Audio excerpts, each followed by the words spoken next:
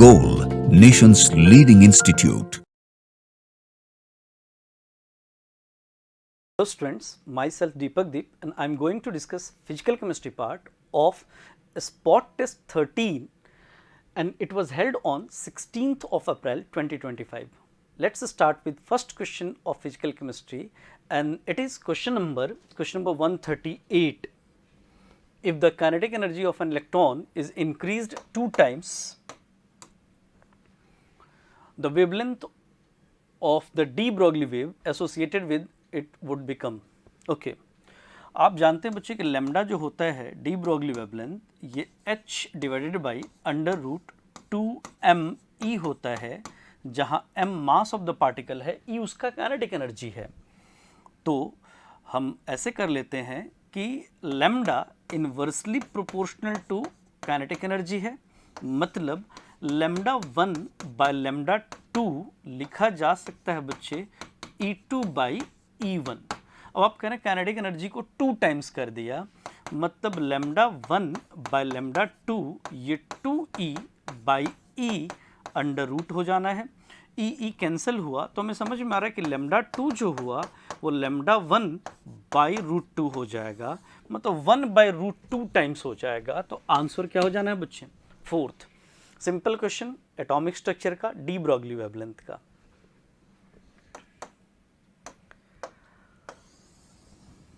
Question number 139 देखें आप board पे। Statement 1 is the number of gram equivalents in the same mass of potassium permanganate is in 5:3:1 ratio in acid, neutral and strong basic medium. आपको पता है बच्चे कि potassium permanganate जो है MnO4 नेगेटिव जो है, एसिडिक मीडियम अगर है तो ये चला जाता है Mn+2 में। अगर स्ट्रॉन्ग बेसिक मीडियम है तो MnO4 2 नेगेटिव में चला जाता है स्ट्रॉन्ग बेसिक मीडियम में। और अगर न्यूट्रल मीडियम है तो ये MnO2 में चला जाता है। तो अगर आप देखें तो ये +7 से +2 मतलब n फैक्टर 5 है, +7 से +6 मतलब n फैक्टर 1 है, और ये +7 से +4 तो n फैक्टर 3 है। तो ये कह रहा है कि acid, neutral and strong basic, acid, neutral and strong basic 5:3:1 होगा। तो ये तो सही है। इक्विवेलेंट मास जो होगा molar mass by n factor होता है, तो ये सही लग रहा है। ग्राम इक्विवेलेंट्स जो होंगे। अब कह रहा है the oxidation state of manganese changes from +7 state to +6, +4 and +2 state respectively in acid, neutral and strong basic medium. ये तो गलत स्टेटमेंट हो गया। ये +7 से +6 कह रहा है एसिड मीडियम में, +7 से तो +2 होता है, तो ये स्टेटमेंट 2 तो इनकरेक्ट हो गया। तो आंसर हमें क्या कर देना चाहिए?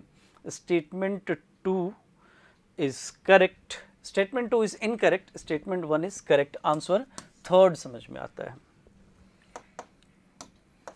139 के बाद नेक्स्ट क्वेश्चन देखें आप बोर्ड पे।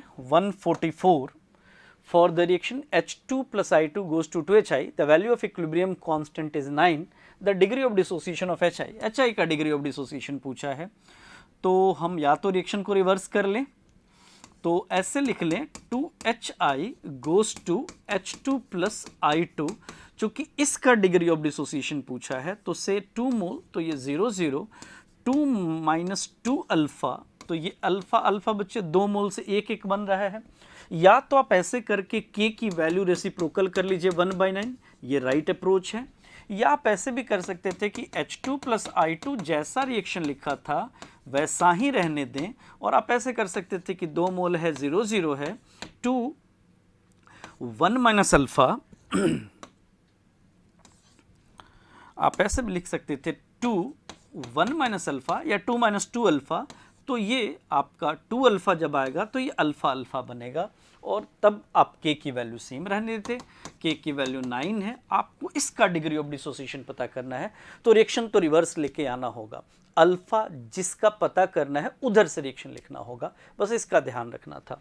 तो आप दोनों में से कोई भी अप्रोच ले सकते हैं, जैसे मैंने ये वाला अप्रोच लिया, आंसर दोनों से सेम आना है। तो 2 माइनस 2 अल्फा अल्फा अल्फा, तो k 1/9 can be written as बच्चे अल्फा 2 बार है, स्क्वायर लिख दिया, और ये 2 माइनस 2 अल्फा का स्क्वायर लिख दिया, मतलब ऑन द होल स्क्वायर हो जाएगा। तो alpha divide by 2 minus 2 alpha is equal to, इधर रूट कर दिया 1/3, मतलब 2 minus 2 alpha is equal to 3 alpha, 2 is equal to 5 alpha, alpha is equal to 2/5, 0.4 will be the answer. तो इसका answer हमें 0.4 करना चाहिए, थर्ड ऑप्शन। तो ये था हमारा क्वेश्चन नंबर 144, केमिकल इक्विलिब्रियम का एक सिंपल क्वेश्चन। नेक्स्ट क्वेश्चन देख लेते हैं हम लोग। क्वेश्चन नंबर 145 देखें आप बोर्ड पे। 145 है, consider the formation of SO3 according to the reaction SO2 plus O2 SO3 delta H is given with negative sign, which of the following may change the value of equilibrium constant। आपको पता है बच्चे, value of equilibrium constant only depends on temperature. तो equilibrium constant की value बस temperature change करने से change करेगी, आंसर थर्ड हो जाएगा।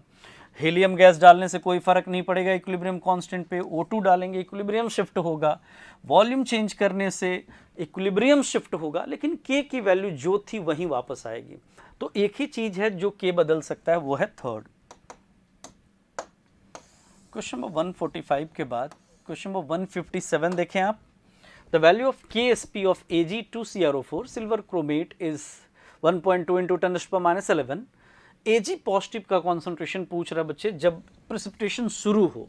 तो आपको पता है प्रेसिपिटेशन शुरू हो मतलब KSP is equal to KIP का कंडीशन, और KSP is given as 1.2 into 10⁻11 and that is equal to Ag positive का स्क्वायर 2 बार है, और CrO4 2 negative, CrO4 2 negative is given. तो हम कर सकते हैं बच्चे Ag पॉजिटिव का square is 1.2 into 10⁻11 divided by 3 into 10⁻4।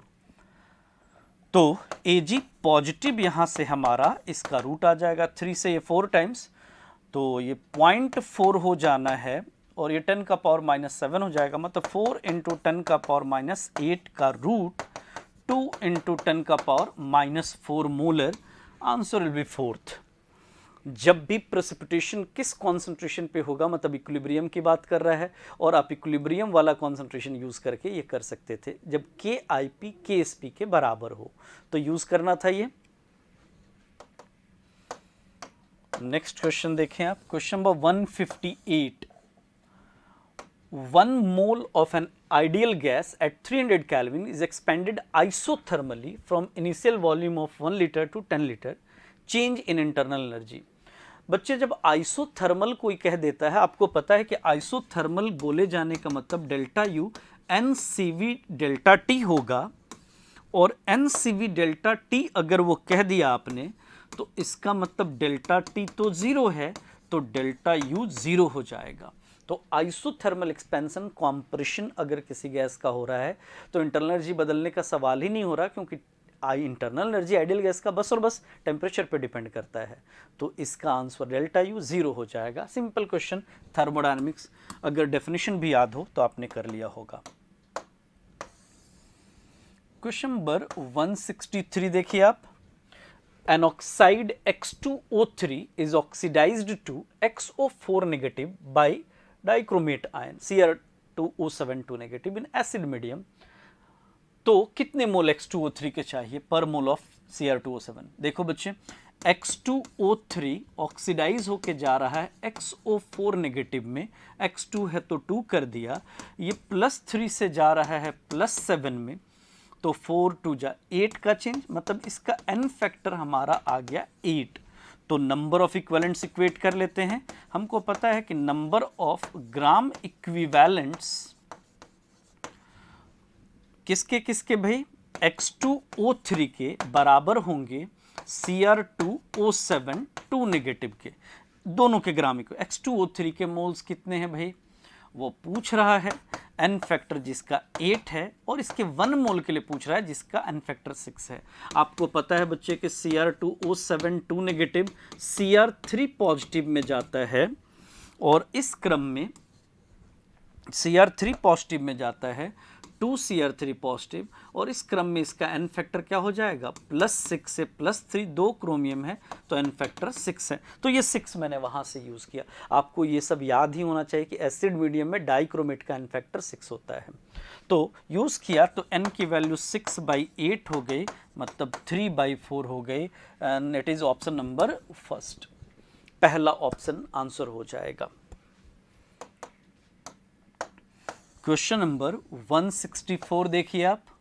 Enthalpies of combustion of methane, ethene and ethane are given, which of the highest fill value per gram. Okay, calorific value जैसी बात कर रहा है तो कम से कम जलाने से ज़्यादा एनर्जी रिलीज हुई है, चेक करना हमने। तो चलिए मीथेन के लिए अगर हम चेक करें तो इट विल बी 890/16। अगर इथीन के लिए चेक करें तो it is 1411 divided by 28, and for ethane C2H6 it is 1560 1560 divided by 30। ये तो सॉल्व करके 52 दिख रहा है। 28 से अगर हम देखें तो 5 टाइम्स 140 हो जाता है, तो 50 के आसपास, और 16 5 80 और 90 16 5 55 पॉइंट समथिंग। तो सबसे ज़्यादा तो इसी का आ रहा है, 55 पॉइंट डेसिमल में और भी आएगा। तो आंसर क्या करते हैं हम लोग, मीथेन। मीथेन की कैलोरीफिक वैल्यू इन सबों में सबसे ज़्यादा है, क्योंकि कम जलाने से ज़्यादा एनर्जी, 1 ग्राम जलाने से सबसे ज़्यादा एनर्जी मीथेन रिलीज करेगा। ऐसे क्वेश्चन में हमेशा ध्यान रखिए कि आप मोलर मास से डिवाइड कर रहे हैं। 16 ग्राम मीथेन जलाने से इतना, तो 1 ग्राम जलाने से कितना, क्योंकि जो वैल्यू गिवन है वो तो पर मोल की है। क्वेश्चन नंबर 164 के बाद 170 देखें आप। Using same quantity of current for same time, which among sodium, magnesium and aluminium is deposited more during electrolysis of their molten state. आपको पता है बच्चे कि 1 Faraday charge can deposit 1 gram equivalent. मतलब अगर ये सोडियम है तो 1 फराडे से डिपॉजिट होगा 23 ग्राम, 23/1 लिखता हूं पर्पसली में। अगर मैग्नीशियम है बच्चे तो ये 24/2 ग्राम होगा, क्योंकि वैलेंसी 2 है, और एल्यूमिनियम होगा तो 27/3 ग्राम, मतलब 9 ग्राम होगा। तो सबसे ज़्यादा सोडियम डिपॉजिट होगा 1 फराडे चार्ज से। तो आंसर सोडियम हो जाएगा, मैक्सिमम ऑर्डर हो जाएगा, सोडियम सबसे ज़्यादा, फिर मैग्नीशियम सबसे कम, एल्यूमिनियम। मतलब एटॉमिक मास नहीं डिसाइड कर रहा है, इक्विवेलेंट मास डिसाइड कर रहा है। फैराडे लॉ ऑफ इलेक्ट्रोलाइसिस कहता है कि कितना मास डिपॉजिट होगा वो directly proportional to their equivalent masses होता है। तो ये भी आपसे सही हुआ होगा, मोस्ट प्रोबेबली आसान क्वेश्चन था। ये हमारा electrochemistry, electrolysis, Faraday law of electrolysis का क्वेश्चन था। नेक्स्ट क्वेश्चन देखिए 171 है बच्चे। Which of the following statements does not differentiate between galvanic cell and electrolytic cell. Galvanic cell, electrolytic cell को कौन डिफरेंशिएट नहीं करता है? स्पॉन्टेनियस और नॉन स्पॉन्टेनियस नेचर, ये तो डिफरेंशिएट करता है। गैल्वेनिक सेल में स्पॉन्टेनियस रिएक्शन होता है, और अगर हम बात करें इलेक्ट्रोलाइटिक सेल में तो नॉन स्पॉन्टेनियस, हम कराते हैं इलेक्ट्रिसिटी देके, तो ये डिफरेंशिएट कर पाता है। Chemical reactions occurring at electrodes, चाहे कोई भी सेल हो, कैथोड पे रिडक्शन होता है, एनोड पे ऑक्सीडेशन होता है, ये भी सही है। Positive and negative nature of, नहीं, केमिकल रिएक्शंस तो नहीं डिफरेंशिएट करेगा, whatever the cell, cathode, तो यही आंसर हो जाना है। Positive and negative nature, negative में ई होगा, नेगेटिव नेचर ऑफ एनोड। ये एनोड का पॉजिटिव और नेगेटिव नेचर जो है वो तो हमारा गैल्वेनिक सेल और आपका इलेक्ट्रोलाइटिक सेल को डिफरेंशिएट करेगा। गैल्वेनिक सेल में एनोड पे हमारा नेगेटिव चार्ज होगा, और वहीं कैथोड नेगेटिव टर्मिनल हो जाता है, एनोड पॉजिटिव टर्मिनल जो होता है इलेक्ट्रोलाइटिक सेल में। तो ये तो डिफरेंशिएट करेगा। ईएमएफ मेजरमेंट वो तो दोनों में हो जाएगा, ईएमएफ मेजरमेंट, तो answer will B second one. Question number 171 के बाद 172 देखें आप। For the reaction N2O5 4NO2 plus O2, concentration of NO2 increases, NO2 का कॉन्सेंट्रेशन इतने से इंक्रीज किया है, तो आपसे delta NO2 divided by delta T अगर पूछ रहा है तो इट विल बी 2.4 इंटू 10 का पावर -2 ये चेंज हुआ है और ये 6 सेकेंड में हुआ है। तो 4 इंटू 24 4 इंटू 10⁻³ मोल पर लीटर पर सेकेंड हो जाएगा।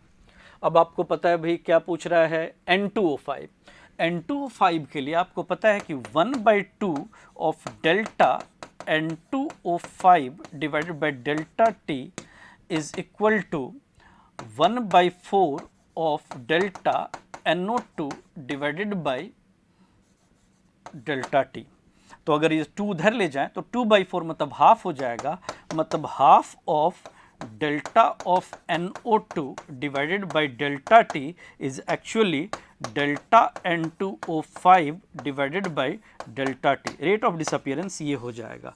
तो ये वैल्यू आपने पता करिए 4 इंटू 10⁻³ उसका आधा 2 इंटू 10 का पावर -3। आंसर 4th हो जाना है बच्चे। ये भी सिंपल क्वेश्चन था, केमिकल काइनेटिक्स का stoichiometry versus rate of reaction का क्वेश्चन, तो आप कर सकते थे। 172 के बाद क्वेश्चन नंबर 173 देखें आप। 173 is match half life with order. Okay, आपको पता है बच्चे कि हाफ लाइफ जो होता है T half directly proportional to A का पावर 1 - n होता है। तो जीरो ऑर्डर में डायरेक्टली प्रोपोर्शनल होगा, जीरो ऑर्डर में डायरेक्टली प्रोपोर्शनल होगा, तो ये हो जाएगा टी हाफ। अगर ये फर्स्ट ऑर्डर है तो इंडिपेंडेंट हो जाएगा। तो ए का पी 2 ऑप्शन में है, बी का एस एक ही ऑप्शन में है। तो ए का पी बी का एस आंसर हम कर देते हैं। बाकी आप चेक कर सकते हैं। T half inversely proportional to है, मतलब ये सेकंड ऑर्डर की पहचान है, आर हो जाएगा, और ये थर्ड ऑर्डर की पहचान हो जाएगी। तो आप मैच करा सकते थे टी हाफ की प्रोपोर्शनैलिटी से, और ये आपने पढ़ा है chemical kinetics half life period में।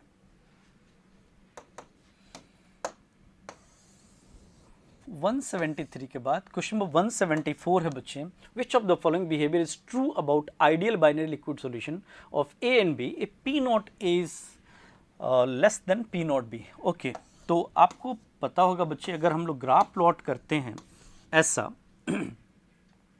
पी नॉट ए मान लीजिए ये है और ये पी नॉट बी है हमारा, तो ये जगह है जहां काये की वैल्यू, ये जगह है जहां काये की वैल्यू हमारा क्या है, इस जगह पे काये की वैल्यू 1 है और काई बी 0 है, और ये वो जगह है जहां काये की वैल्यू 0 है और काई बी 1 है, मैक्स है। तो ग्राफ का नेचर क्या होगा, यहां से यहां तक ये सीधी लाइन होगी और यहां से यहां तक ये सीधी लाइन होगी, मतलब ये जो लाइन होगी वो पीएस की होगी। तो इधर से इधर ये चूंकि काई बी का कर्व है, काई बी 0 to 1 हो रहा है और काई ए के लिए ये लाइन फॉलो होगा, तो ये P solution negative slope show कर रहा है। तो अगर हम पी टोटल वर्सेस काई ए प्लॉट करें, P total is P solution, इसको पी टोटल कह सकते हैं, पी टोटल वर्सेस काई ए, तो नेगेटिव स्लोप होगा क्योंकि काई ए की तरफ तो पी नॉट ए नीचे की तरफ है। तो आंसर हम लोगों को क्या कर लेना चाहिए, पी टोटल वर्सेस काई is linear with negative slope. 174 का ग्राफ इस साइड में दिखा रहा है, मैं दूसरे कलर से आपको दिखाता हूं। ये इस डायरेक्शन में ग्राफ की बात कर रहा है क्योंकि काई इधर से इधर की तरफ काई 0 to 1 जा रहा है, काई इधर से इधर इंक्रीज हो रहा है। काई की वैल्यू इधर 0 थी और काई की वैल्यू 10 to 1 हो रही है इधर। तो आपको समझ में आ रहा है कि जैसे जैसे काई बढ़ेगा वैसे वैसे पी सॉल्यूशन घटेगा क्योंकि वो पी नॉट ए की तरफ जा रहा होगा। 174 के बाद क्वेश्चन नंबर 177 देखें आप बोर्ड पे। A 2 molar solution of ethanoic acid in benzene shows a lower freezing point depression than expected from its concentration। आपको पता है बच्चे कि ये जो RCOOH होता है, RCOOH बेंजीन में डाइमर फॉर्म कर लेता है, वाटर में आयनाइज होता है, ये वांटर फैक्टर 1 से ज़्यादा हो जाता है। लेकिन अगर हम बेंजीन में बात करते हैं तो हाइड्रोजन बॉन्डिंग की वजह से ये डाइमराइज हो जाता है और वांटर फैक्टर 1 से कम हो जाता है। वांटर फैक्टर घट जाना मतलब जितने पार्टिकल्स मैं सोच रहा हूँ उससे कम हो रहा है, कम होना मतलब जितना मैं सोच रहा हूँ डिप्रेशन फ्रीजिंग पॉइंट का उससे कम होगा। तो कह रहा है lower freezing point depression than expected, तो राइट है भाई, ऐसा ही होगा। In benzene ethanoic acid undergo dimerisation which reduce the number of solute particle. ये भी सही और एकदम सही एक्सप्लेनेशन। तो answer assertion, reason are correct and reason is correct explanation of assertion. Answer first करते हैं।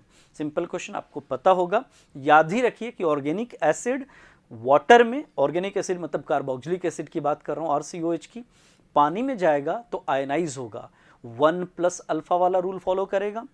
और अगर ये बेंजीन में जाता है तो आयनाइज नहीं होता, एसोसिएट होने लगता है, हाइड्रोजन बॉन्डिंग होने लगती है। क्वेश्चन नंबर 178 देखिए आप। To write goal institute this much gram graphite, graphite is carbon, how many carbon atoms are, okay. तो नंबर ऑफ मोल्स हो गया बच्चे 6 इंटू 10⁻⁻10 बाई 12 और इसमें नंबर ऑफ कार्बन एटम हो जाएंगे 6 इंटू 10⁻23। तो ये हमारा हो जाएगा 6 से 2 टाइम्स, 2 से ये 3 टाइम्स, 3 इंटू 10⁻13, आंसर थर्ड हो जाएगा। तो ये था एक सिंपल सा क्वेश्चन, मोल कॉन्सेप्ट का कह सकते हैं, number of carbon atom mole multiplied by Avogadro number करना था। होप आपने ये पेपर बहुत अच्छा किया हो। ये था overall physical chemistry. Thank you so much.